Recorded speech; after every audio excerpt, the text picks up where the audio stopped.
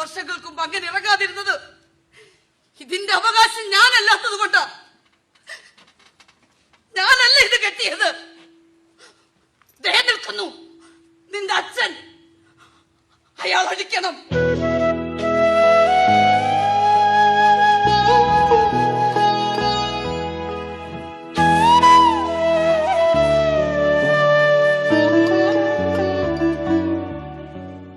മനസാക്ഷി കുത്തില്ലാതെ കൈവിറയ്ക്കാതെ അഴിക്കാൻ തന്റെ ഇടമുണ്ടെങ്കിൽ അഴിക്കണം.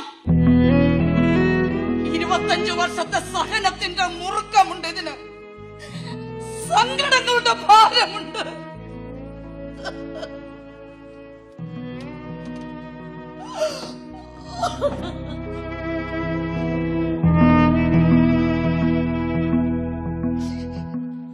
മക്കളെ മോഹനോ,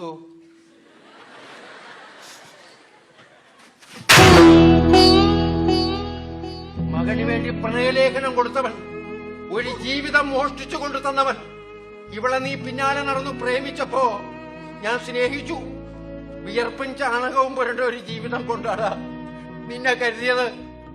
എന്റെ സ്നേഹം പാഴാക്കി കളഞ്ഞല്ലോ മക്കളെ നീ. ചതിപറ്റിയെന്ന് തിരിച്ചറിയുന്ന നിമിഷം ഏത് പുരുഷനും തോറ്റുപോകും. വെച്ചാ കാലം തെളിയിച്ചതാ, ഈശ്വരൻ തെളിയിച്ചതാ.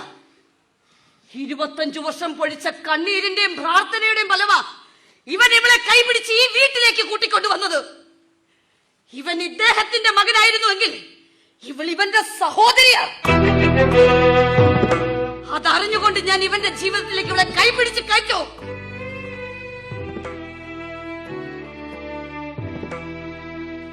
DNA അല്ല തെളിയിച്ചത്, ഈശ്വരൻ. ഈശ്വരൻ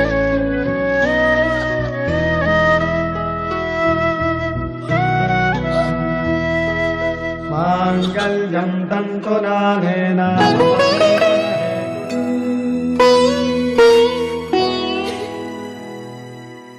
ഡോക്ടർ മോഹൻദാസ്, സിലബസിലുള്ള പുസ്തകം കാണാതെ പഠിച്ചാൽ ഒരാൾ ഡോക്ടറാവും. പക്ഷെ ജീവിതം പഠിക്കാൻ പുസ്തകമില്ല. ജീവിച്ച് പഠിക്കണം, നേരിട്ട് പഠിക്കണം. കൂടപ്പിറപ്പിനും കൂട്ടുകാരിക്കും അപ്പുറം ഒരു ബന്ധം ഇവളോട് എനിക്കുണ്ടായിരുന്നെങ്കിൽ തനിക്ക് പ്രേമിക്കാൻ കിട്ടുമോ? ഈ നിൽക്കുന്ന മകൻ എന്റേതായിരുന്നെങ്കിൽ തനിക്ക് വളർത്താൻ കിട്ടുമോ? മനുഷ്യൻ സ്നേഹിക്കുന്നത് ശരീരം കൊണ്ടല്ലടോ, മനസ്സുകൊണ്ടാ.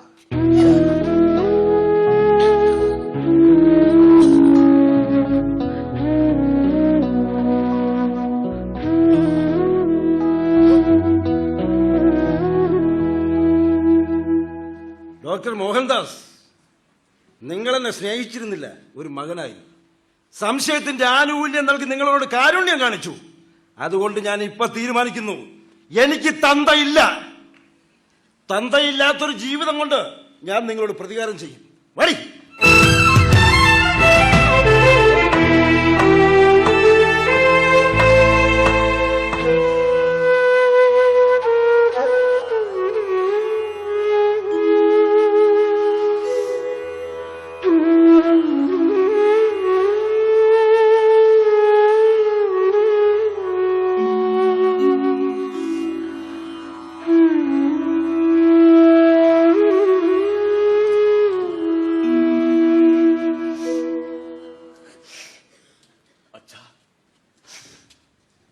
അവരോട് പറയണം എന്നോട് ക്ഷമിക്കണമെന്ന്. എനിക്ക് മനസ്സില്ല. അങ്ങനൊരു വാക്കില്ലായിരുന്നെങ്കിൽ അയാൾ എന്ത് ചെയ്തേനെ? ഞാൻ നീ എന്താ കാല് പിടിച്ച് ചോദിക്കണോ? എന്റെ കാലിൽ തൊടാനുള്ള യോഗ്യത പോലും അയാൾക്കില്ല. എനിക്ക് നഷ്ടപ്പെട്ട 25 വർഷം തിരിച്ചു തരാൻ സാധിക്കും അയാൾക്ക്.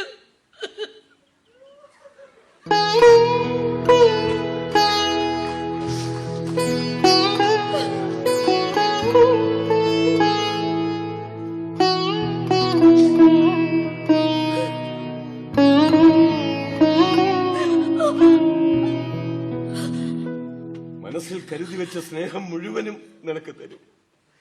ശേഷിക്കുന്ന നിമിഷങ്ങളിൽ 25 അല്ല 25,000 വർഷത്തെ സ്നേഹം.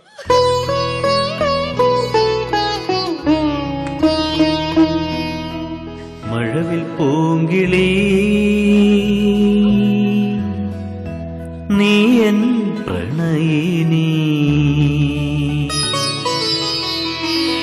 അന്തിപ്പൊൻവയിൽ ചായും നേരമായി സ്നേഹം കൊണ്ട് നിങ്ങൾ പരസ്പരമല്ല കലഹിച്ചു പോയ മകനെയാ തോൽപ്പിക്കേണ്ടത്.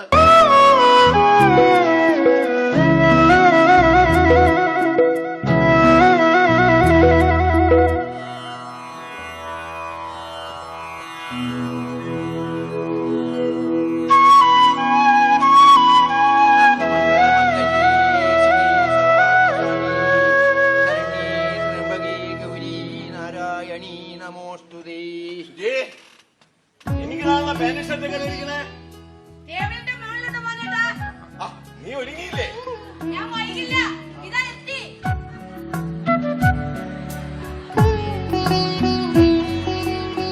മോനേട്ടാ, ബ്രേക്ക്ഫാസ്റ്റ് റെഡി ആയിട്ടുണ്ട്. സമയം വൈകുന്നു. ഇന്നെന്തോ മെഡിക്കൽ ക്യാമ്പ് ഉദ്ഘാടനം ചെയ്യാനുണ്ടെന്ന് പറഞ്ഞിട്ട് ഒരു കൃത്യനിഷ്ഠയില്ലാത്ത മനുഷ്യൻ. ദേ മോഹനേട്ടാ, എനിക്ക് വിശക്കുന്നുണ്ട് കേട്ടോ. ഞാൻ ഒറ്റയ്ക്ക് കഴിക്കാൻ പോവാ. ഒറ്റയ്ക്ക് കഴിച്ചാൽ കൊല്ലും നിന്നെ. ഹാ. എടോ, നമ്മൾ എത്ര വർഷമായി ഒന്നിച്ചിരുന്ന് തമാശയൊക്കെ പറഞ്ഞ് ഭക്ഷണം കഴിച്ചിട്ട്? ഡോക്ടർ എന്നാകെ സുന്ദരനായിട്ടുണ്ടല്ലോ. എന്നാടി അല്ലെങ്കിലും ഞാൻ സുന്ദരനല്ലാതിരുന്നത്. വിജയ്, ഞാനിന്ന് ലീവാ. നമ്മൾ നേരെ ഹോസ്പിറ്റലിൽ പോകുന്നു, ഒരു തറോ ചെക്കപ്പിന് വിധേയമാക്കുന്നു. തന്റെ ഈ ചുമ അതിങ്ങനെ വെച്ചുകൊണ്ടിരുന്നിട്ട് കാര്യമില്ല. അത് സാരമില്ല, എന്തോ അലർജിയോ മറ്റോ. ഞാൻ 1-2 ഡോക്ടർമാരെ കാണിച്ചതല്ലേ. സാരമുണ്ട്. താൻ ഇന്നലെ അടുത്ത് കിടന്നപ്പോൾ ഞാൻ ശ്രദ്ധിച്ചു, തനിക്ക് വീസിങ്ങിന്റെ പ്രോബ്ലം ഉണ്ട്. ശ്വാസം എടുക്കാൻ ഇയാൾ അയാസപ്പെടുന്നത് പോലെ. പിന്നെ എനിക്ക് കുറച്ച് പർച്ചേസ് ചെയ്യണം. എനിക്ക് കുറച്ച് ഡ്രസ്സുകൾ തിരഞ്ഞെടുക്കണം. പണ്ടൊക്കെ താനല്ലേ എനിക്ക് വേണ്ടി വസ്ത്രങ്ങൾ തിരഞ്ഞെടുത്തിരുന്നത്. ഈയിടെ ഒരാൾ പറഞ്ഞു എന്റെ ഡ്രസ് കോഡിന് 25 വർഷത്തെ പഴക്കമുണ്ടെന്ന്. ഇതെന്തോന്നു അടി? മൂക്കിന്റെ തുമ്പത്ത് കരി. നിന്റെ രണ്ടിന്റെ മുതുകൂത്ത് കാണാനല്ല ബാക്കിയുള്ള നീ ഉമ്മർത്ത് വന്ന് നിൽക്കുന്നത്. എന്നാ ഒരു പ്രായമായ തന്റെ അടുത്ത് നിൽക്കുന്നു വല്ല ഓർമ്മയുണ്ടോ രണ്ടിനും? ഞാനെന്താ വായില്ലാക്കുന്നില്ലപ്പനാണ്. അച്ഛനകത്തെങ്ങാനും ഇരുന്നാൽ എന്താ? ഞങ്ങള് സ്വസ്ഥമായി ജീവിക്കത്തില്ലെന്നും പറഞ്ഞ് സമ്മതിച്ച് തുനിഞ്ഞിറങ്ങിയിരിക്കുകയാണോ? കാലത്തെ കുഴിച്ചൊഴുകി കാഴ്ച ബംഗ്ലാവിൽ കുരങ്ങിരിക്കുന്നത് പോലെ വന്നിരിക്കുക. തനിക്ക് വേറെ ജോലിയൊന്നുമില്ലല്ലോ. കുരങ്ങ് നിന്റെ തന്ത. ഒരുമാതിരി മര്യാദകൾ കാണിക്കരുത് കേട്ടോ. ഞാനിവിടെ വലിക്കാനിരിക്കുകയല്ല. നിനക്കെന്തെങ്കിലും പറയാനുണ്ടെങ്കിൽ എന്നോട് പറയണം, ഞാനത് ഇവളോട് പറയും. നിനക്കെന്തെങ്കിലും പറയാനുണ്ടെങ്കിൽ എന്നോട് പറയണം, ഞാനത് ഇവനോട് പറയും. അതാ ഇവിടുത്തെ രീതി. അതങ്ങ് പള്ളിയിൽ പറഞ്ഞാ മതി. ഞങ്ങൾ അതങ്ങ് നിർത്തി. ഞങ്ങൾക്ക് ഇനി ഇടനിലക്കാരന്റെ ആവശ്യമില്ല. ബാക്കിയുള്ളവർ ഒരുപാട് അമ്പലങ്ങളിലും പള്ളികളിലും കയറി ഇറങ്ങി നിന്നെ രണ്ടിനെ ഇങ്ങനെ ഒന്നിച്ചൊന്ന് കാണാൻ വേണ്ടി എന്ന് കരുതി ഒരു പ്രായമായവന്റെ മുന്നിൽ വന്നിരുന്ന് ആക്രാന്തം കാണിക്കരുത്. ഞങ്ങൾ ഇനി ജീവിച്ച് കാണിച്ചു തരാം.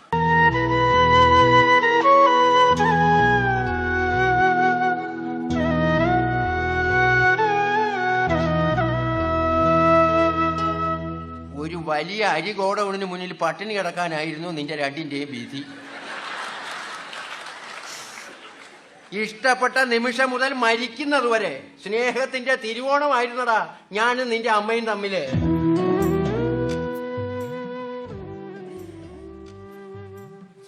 മടി കിടന്ന് ഊർജ്ജം മരിക്കുമ്പോ ഞാൻ ചോദിച്ചു, ഗൗരിയെ കുടിക്കാൻ ഇച്ചിരി വെള്ളം തരട്ടേടിയെന്ന്. നിങ്ങൾ എന്നെ മുറുകെ പിടിച്ചൊരു ഉമ്മ നാടോ എന്നവള് അമർത്തി പിടിച്ചൊരു ഉമ്മ കൊടുത്തു. കഴിഞ്ഞു നോക്കിയപ്പോ തൃപ്തിയോടെ ശാന്തമായി അവൾ അന്ത്യ അത്താഴം പോലെ എന്റെ സ്നേഹം നിറച്ചുകൊണ്ട്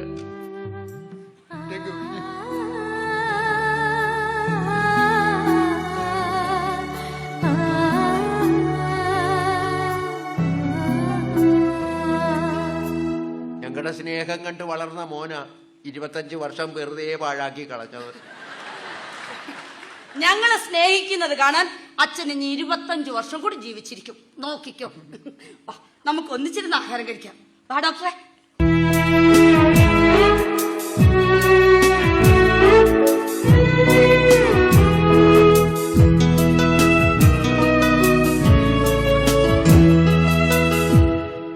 ഒരു ഷോ കഴിഞ്ഞു.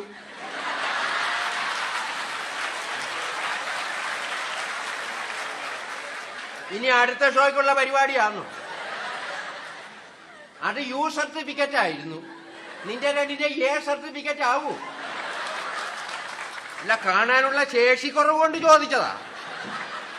കുടുംബസമേതം കാണാൻ കൊള്ളാവുന്നതാണെങ്കിൽ മാത്രം മുത്തച്ഛൻ ഇവിടെ ഇരുന്നാ മതിയല്ലോ. തമാശിക്കുകയാണോ? എനിക്കറിയാൻ മേലാഞ്ഞിട്ട് ചോദിക്കുക. തമാശിക്കുകയാണോ? നീ എന്തുവാടാ മാതാപിതാക്കളെ വിരട്ടുന്നത് കണ്ടല്ലോ. അവര് സന്തോഷത്തോടെ ജീവിക്കുന്നത് നിനക്ക് ഇഷ്ടമല്ലയോ? എനിക്ക് തന്തയില്ല. അത് നിന്റെ കയ്യിലിരിപ്പ് കാണുമ്പോഴേ മനസ്സിലാവും. മക്കളെ, കഴിഞ്ഞ 10-25 വർഷമായി ഈ വീടിന് നാവില്ലായിരുന്നു. മൂകമായിട്ട് കരയുകയായിരുന്നു. നിന്റെ അച്ഛനും അമ്മയും പരസ്പരം സംസാരിക്കാൻ തുടങ്ങിയപ്പോ ഈ വീട് പൊട്ടിച്ചിരിക്കുന്നത് പോലെ തോന്നുക മുത്തച്ഛന്. എനിക്ക് നിന്റെ മുത്തശ്ശിയോടൊപ്പം 26 വർഷം ജീവിക്കാനേ ഭാഗ്യം ലഭിച്ചുള്ളൂ. കുടുംബമാകുമ്പോൾ അഭിപ്രായ വ്യത്യാസമൊക്കെ ഉണ്ടാവും. പരസ്പരം പിണങ്ങിയാൽ ഒരു ശ്വാസം മുട്ടല. 10ാമത്തെ മിനിറ്റിൽ പറയും, ഗൗരിയേ കുടിക്കാൻ ഇച്ചിരി കഞ്ഞിവെള്ളം ഇങ്ങെടുക്കാൻ. അതോടെ തീരും. മുത്തച്ഛൻ എന്ന് പറഞ്ഞാൽ ഉമ്മറത്തിരിക്കുന്ന ബാധ്യതയുടെ പേരല്ല മക്കളെ, ജീവിതമറിയുന്ന പാഠപുസ്തകമാണത്. കണ്ണെഴുതി പൊട്ടുകുത്തി നീയൊക്കെ കാണിക്കുന്ന ഗോഷ്ഠിയുടെ പേരല്ല ജീവിതമെന്ന്.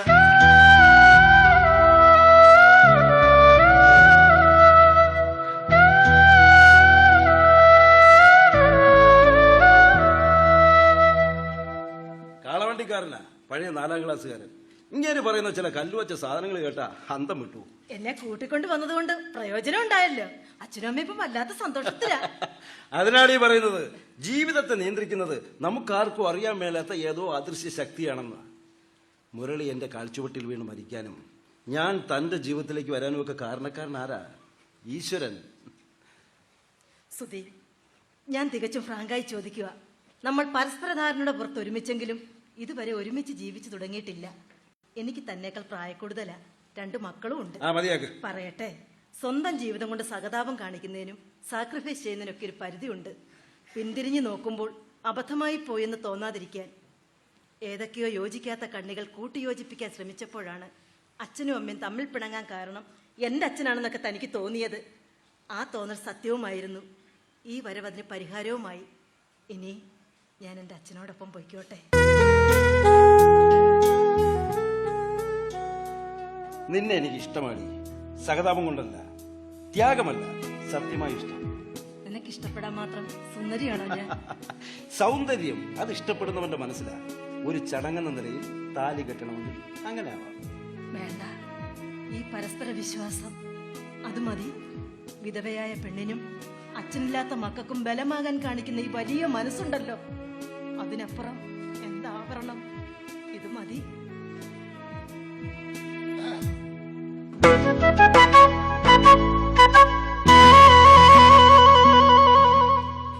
രണ്ടാളുടെയും തീരുമാനത്തിൽ എന്തെങ്കിലും മാറ്റമുണ്ടോ?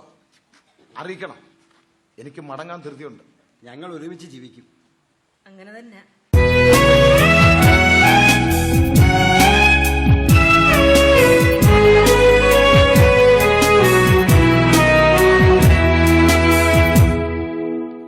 ഞങ്ങൾ ഉച്ചയ്ക്ക് മുമ്പ് ഇങ്ങനെ എത്തും.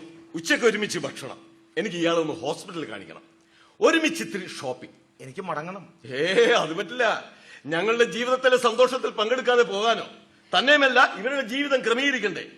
ഇപ്പോഴത്തെ കുട്ടികളുടെ ഭാഷയിൽ പറഞ്ഞാൽ നമ്മൾ ഒരുമിച്ച് അടിച്ചു പൊളിക്കുന്നു, അല്ലേ മോളെ? പിന്നെ അച്ഛനകത്തിരുന്നിട്ട് ഇരിപ്പറിക്കുന്നില്ലേ? നിങ്ങൾ രണ്ടുപേരും കൂടി സന്തോഷത്തോടെ പോകുന്നത് കാണാനുള്ള കൊതി കൊണ്ടാടാ. എന്റെ കൊച്ചിന്റെ കൈകൂട്ടി പിടിച്ചൊന്ന് പോയേടാ. പിടിച്ചോണ്ട് പോടാ.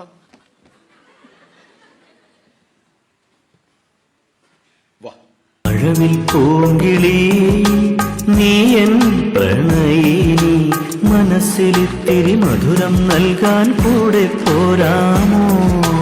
അന്തിപ്പൊൻവെയിൽ ചായും നേരമായി അടുത്തു വന്നെന്നകത്തളത്തിൽ അടക്കമോദാമോ?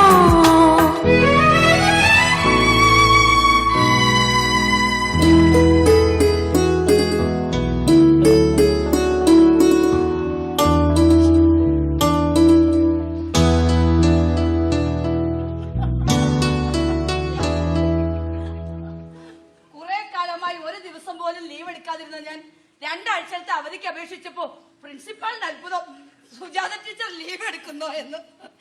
ആ വീടിന്റെയും മറ്റും താക്കോല. അച്ഛനും അമ്മയും കൂടെ ഏതൊക്കെ അമ്പലത്തിലാ പോകുന്നേ? എടി പൊട്ടി, നാട്ടുകാരെ ബോധിപ്പിക്കാൻ അമ്പലം എന്നൊക്കെ പറയുന്നതല്ലേ ഒരു രണ്ടാം പൊതുവിധു. വിവാഹം കഴിഞ്ഞ് ഞങ്ങൾ പോയ സ്ഥലത്തൊക്കെ ജീവിതത്തെ 25 വർഷം പിന്നിലേക്ക് റീവൈൻഡ് ചെയ്ത് ഓടിക്കുക. ആ മുത്തശ്ശന്റെ ശീലങ്ങളൊക്കെ അമ്മ പറഞ്ഞത് ഓർമ്മയുണ്ടല്ലോ. ഞങ്ങൾ മടങ്ങി വന്നിട്ട് നിന്റെ അച്ഛൻ തിരിച്ചു പോകത്തുള്ളൂ എന്ന് പറഞ്ഞിട്ടുണ്ട്. ശരി. ആ പിന്നെ ഒരു പ്രധാനപ്പെട്ട കാര്യം, കുട്ടികളെ ബോർഡിംഗ് ഇന്ന് വീട്ടിലേക്ക് മാറ്റണം. സുദീപിനോട് ഞാൻ പറയാം, അവര് നമ്മളോട് ഇന്ന് വളരട്ടെ. അമ്മ ഇപ്പം വല്ലാത്ത സന്തോഷത്തിലാ. ഒരു 10 വയസ്സ് കുറഞ്ഞതുപോലെ. കളഞ്ഞുപോയ ജീവിതം തിരിച്ചു കിട്ടിയപ്പോ മനസ്സ് വല്ലാതൊരു ഉന്മാദത്തിലാ. താനിങ്ങനെ വർത്തമാനം പറഞ്ഞു നിന്നാൽ ട്രെയിൻ മിസ്സാകും. പെട്ടി പാക്ക് ചെയ്യൂ വെച്ച് 2 ആഴ്ചത്തേക്കുള്ള ഡ്രസ്സ് കരുതണം. മോളെ അമ്മയൊന്ന് സഹായിക്കണേ, പാടി.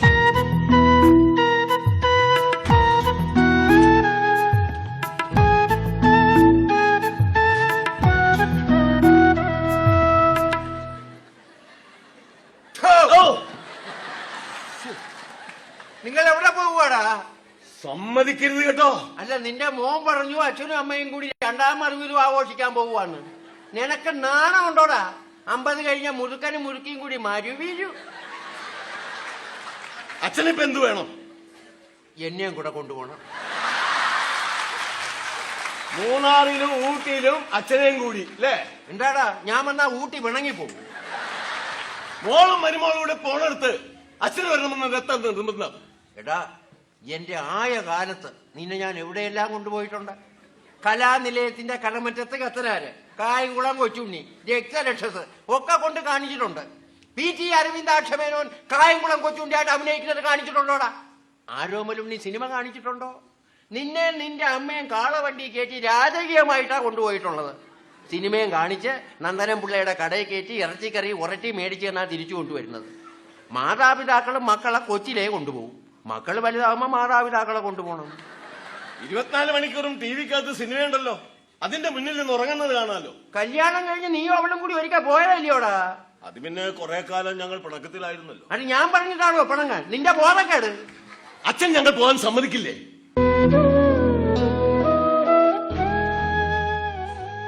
നീയോ അവളും കൂടി പോയാ അച്ഛൻ പിന്നെ ആരോട് വഴക്കിടും മക്കളെ? 2 ആഴ്ച കഴിഞ്ഞ് ഞങ്ങൾ ഇങ്ങനെ വരില്ലേ? പിള്ളേര് പറയുന്നത് കേട്ട് നല്ല കുട്ടിയായി ഇവിടെ കഴിയാം.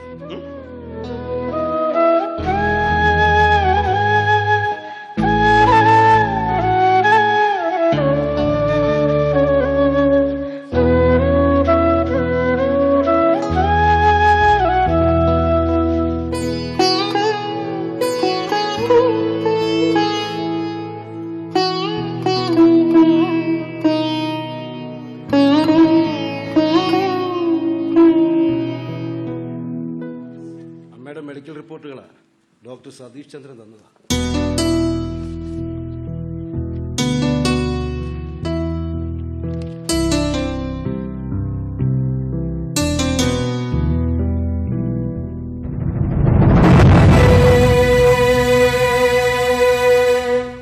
എന്താ മക്കളെ? സുജിക്ക് ശ്വാസകോശത്തിൽ ക്യാൻസർ. പോടാ, വേണ്ടാതീനം പറയാതെ. എന്റെ മോക്ക് ലങ്സ് ക്യാൻസറാ. ശ്വാസകോശം മുഴുവൻ കാർന്നു തിന്നിട്ട് ഒരു വല പോലെ.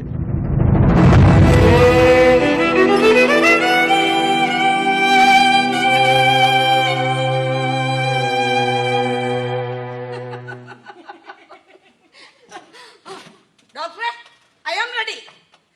മോളെ, മുത്തശ്ശന്റെ കാര്യങ്ങളൊക്കെ അമ്മ പറഞ്ഞത് ഓർമ്മയുണ്ടല്ലോ. നിർബന്ധ ബുദ്ധി എടുത്ത് എന്റെ കൊച്ചിനെ വിഷമിപ്പിക്കരുത് കേട്ടോ. സുദീപേ, അടുക്കളയ്ക്ക് ആവശ്യമുള്ള സാധനങ്ങളൊക്കെ എഴുതി കൊടുത്തിട്ടുണ്ട്, വാങ്ങിക്കൊടുക്കണം. മോഹനേട്ടാ പോകാം. ട്രെയിൻ മിസ്സാകുമെന്ന് ധൃതി പിടിച്ചിട്ട്. സുജി, യാത്രയ്ക്കൊരു ചേഞ്ച്. മോഹനേട്ടാ, ഞാൻ ഒരുപാട് ആഗ്രഹിച്ചു പോയി. പ്ലീസ്. മക്കളെ, നിനക്കിപ്പോ സഞ്ചരിക്കാൻ പറ്റിയ അവസ്ഥയല്ലടി. അവിടെ എങ്ങാനും കിടന്ന് അച്ഛാ, എന്താ അച്ഛാ? മോഹനേട്ടാ എന്താ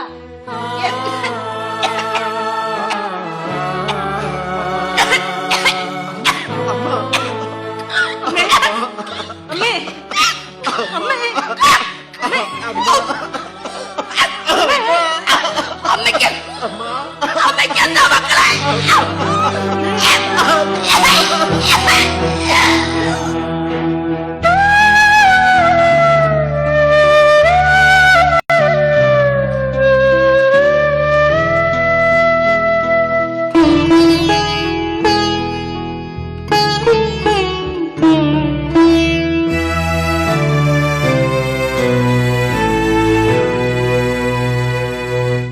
അമ്മയുടെ രോഗത്തിന് ഫലപ്രദമായ ചികിത്സ ഇല്ലെന്നാണോ അച്ഛൻ പറയുന്നത്? ആ സ്റ്റേജ് കഴിഞ്ഞു മക്കളെ. അച്ഛാ, ബോംബെയിലെ ക്യാൻസർ ഇൻസ്റ്റിറ്റ്യൂട്ടിലോ വിദേശത്ത് എവിടെങ്കിലും അമ്മയെ കൊണ്ടുപോകാം. എവിടെയെങ്കിലും കൊണ്ടുപോയാൽ പരിഹരിക്കാൻ കഴിയുമെങ്കിൽ കൊണ്ടുപോകില്ലേ? എന്നേക്കാൾ കൂടുതൽ വിവരം നിങ്ങൾക്കറിയുമോ? ഏത് നിമിഷവും ഒരില കഴിഞ്ഞു പോകും പോലെ അവര് പോകും.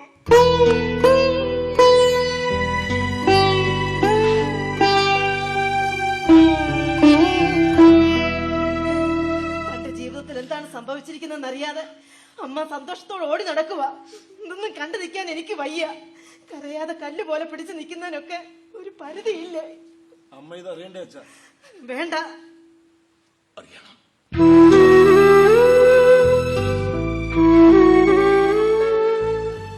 അവർക്ക് എന്താണ് സംഭവിച്ചിരിക്കുന്നതെന്ന് അവർ റിയലൈസ് ചെയ്യട്ടെ. പക്ഷെ ആര് പറയും? ഡോക്ടർ, നമ്മളിതിനെ ധൈര്യമായിട്ട് ഫേസ് ചെയ്യണം. ജനിക്കുന്ന നിമിഷം മുതൽ നമ്മൾ മരണത്തിന്റെ ക്യൂവില. മഹാദുരന്തങ്ങളിൽ വിളമ്പാൻ പറ്റിയ മികച്ച സദ്യ ഇത്തരം സാന്ത്വന വാക്കുകൾ. മനുഷ്യ ജീവിതത്തിൽ സംഭവിക്കുമെന്ന് ഉറപ്പുള്ളത് ഒന്ന് മാത്രമേ ഉള്ളൂ, മരണം. അത് തിരിച്ചറിഞ്ഞുകൊണ്ട് തന്നെ അവൾ നേരിടട്ടെ.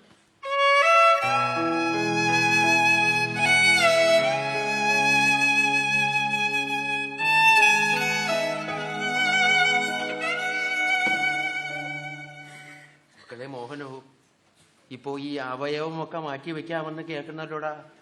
അച്ഛന്റെ ഈ ശ്വാസകോശം എടുത്ത് അവൾക്ക് വെച്ച് എന്റെ മോളെ രക്ഷപ്പെടുത്താൻ കഴിയുമെങ്കിൽ.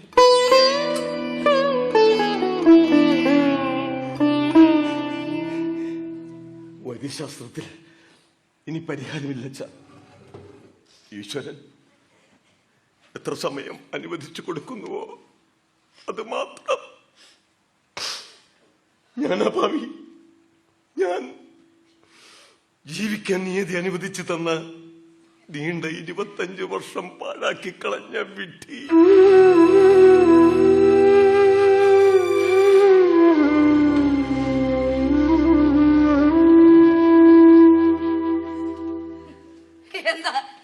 എന്താ എല്ലാവരും കൂടി ഒരു ഗൂഢാലോചന?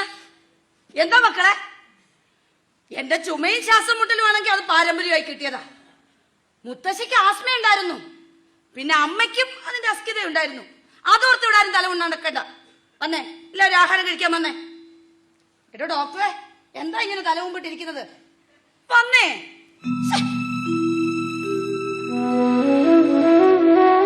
അയ്യോ,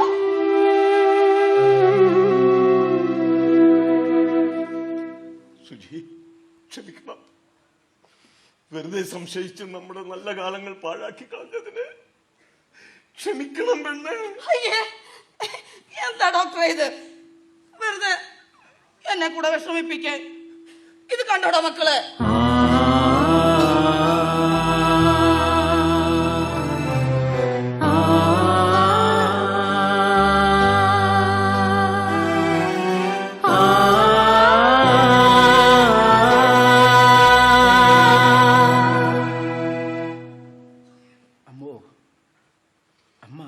എന്താടാ? അമ്മയ്ക്ക് ലങ്സിൽ ക്യാൻസറാ. മോഹനേട്ടാ, ഇവൻ പറഞ്ഞത് കേട്ടോ മോഹനേട്ടാ?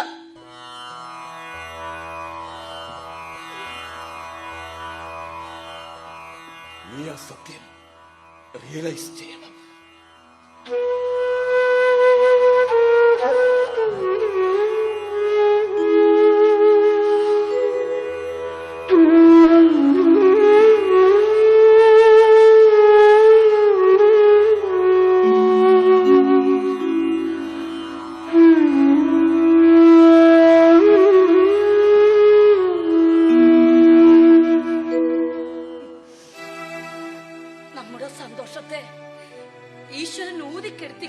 എന്നെ അസൂയാലും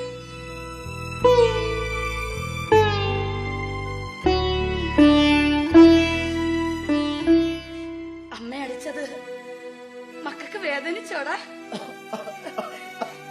ഇത്രയും ചൂടുള്ള നേര് കൊണ്ട് നീ എന്റെ ജീവിതത്തെ പൊള്ളിച്ചു കളഞ്ഞില്ല.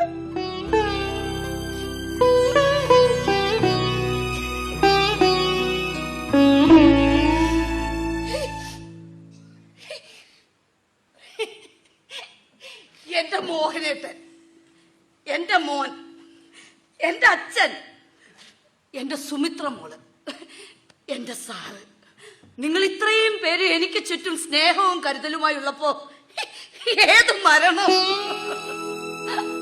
മോഹനേട്ടാ, ദേ മരണം വരുമ്പോ എന്നെ ഇങ്ങനെ മുറുകെ പിടിക്കണം, വിട്ടുകൊടുക്കരുത്. എടോ ശാസ്ത്രപ്പിള്ള, അച്ഛൻ ഓർമ്മയുണ്ടോ മകന്റെ പ്രണയലേഖനവും കൊണ്ട് എന്നെ തേടി വന്നത്? ഞാനാണെന്ന് കരുതി എന്റെ അച്ഛനെ ചാക്കി കയറ്റിക്കൊണ്ട് വന്നത്. സാറിന് ഓർമ്മയില്ലേ ഞങ്ങളുടെ പ്രണയത്തെ ഒരു കവിത കൊണ്ട് അടയാളപ്പെടുത്തിയത്? ആ നല്ല കാലങ്ങളെ ഓർത്ത് ഒരു വിട്ട്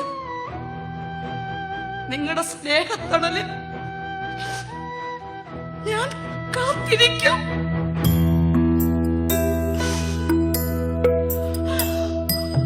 ഇനി എത്ര നാൾ നമ്മൾ ഈ ഭൂവിലൊന്നിച്ചു കഴിയുമെന്നറിയില്ല കൂട്ടുകാരി. ഇടനെഞ്ചിലൂരുമീ സ്നേഹം പരിഭവക്കരടും പിണക്കവും എത്ര നേരം. ഒന്നു പിണങ്ങിയാൽ പിന്നെ ഇണങ്ങുവാൻ നേരമുണ്ടാകുമോ കൂട്ടുകാരി? കലഹമൊരു കലയല്ല, സ്നേഹമൊരു കവിതയായി എഴുതാൻ മറന്നു നാം കൂട്ടുകാരി. കൂട്ടുകാരി, കൂട്ടുകാരി. നാടകരചന ഫ്രാൻസിസ് ടി മാവേലിക്കര. ഗാനങ്ങളും കവിതയും രാജീവ് ആലുങ്കൽ. സംഗീത സംവിധാനം ആലപ്പി വിവേകാനന്ദൻ. ആലാപനം അഭിലാഷ് രാമ, ശുഭ രഘുനാഥ്. Recording Reji, Sreerag digital, Karunagappally. രംഗപടം കലാരത്ന ആർട്ടിസ്റ്റ് സുജാത. ദീപസംവിധാനം ജയേഷ് കവിത. കേശാലങ്കാരം പ്രകാശ് വിക്സ്. സഹസംവിധാനം RS അയ്യർ. അവതരണം അസിസി കൊല്ലം. നാടക സംവിധാനം വത്സൻ നിസരി.